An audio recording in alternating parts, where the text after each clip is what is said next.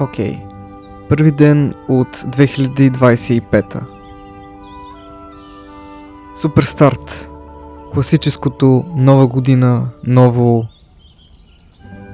аз. Или в моя случай, ново аз с същите навици.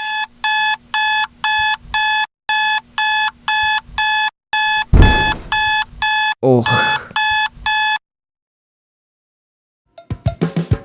Когато станах сутринта, както винаги отидох в кухнята за да закуся.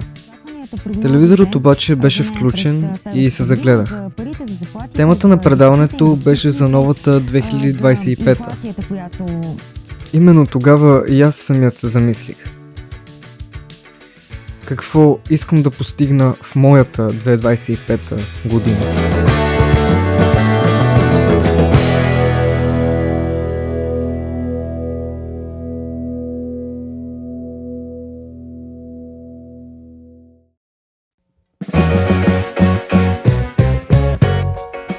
Какво де-факто ще направи 2025-та моята? Вижте, няма как аз да реша какво ще ми се случи в годината, защото животът е непредсказуем. Има разлика между това да искам нещо и дали то ще стане въобще.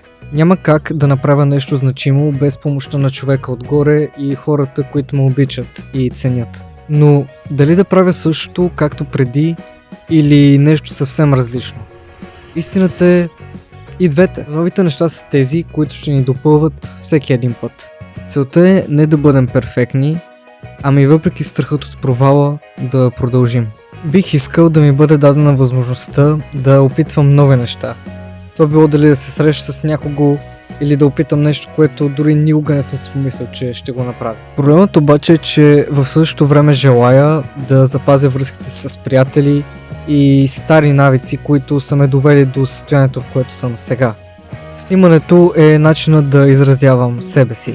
През 2025-та искам да продължа да се развивам, да правя неща, които има значение. Именно за това е каналът. За да мога живот и здраве да се върна и като гледам видеята да си кажа успях. Искам да се опитам дори когато ме е страх. Защото знам, че има план за мен. И той е много по-голям от страховете ми.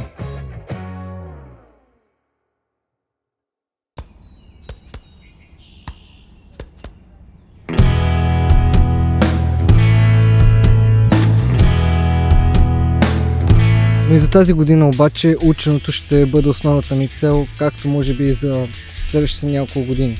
Разбира се, че има някои предмети, за които ще трябва да се старая малко повече, но все пак съм благословен да изучавам тези предмети в училище. Ще използвам младежта си именно за ученето. И ако от мен не вземете някой съвет за кино или за снимане, вземете този съвет. Учете. И хора, благодаря ви много за коментарите под последното ми видео. Изключително се радвам, че ви е харесало и ще продължавам да ги правя. Какво искате от вашата 2025-та?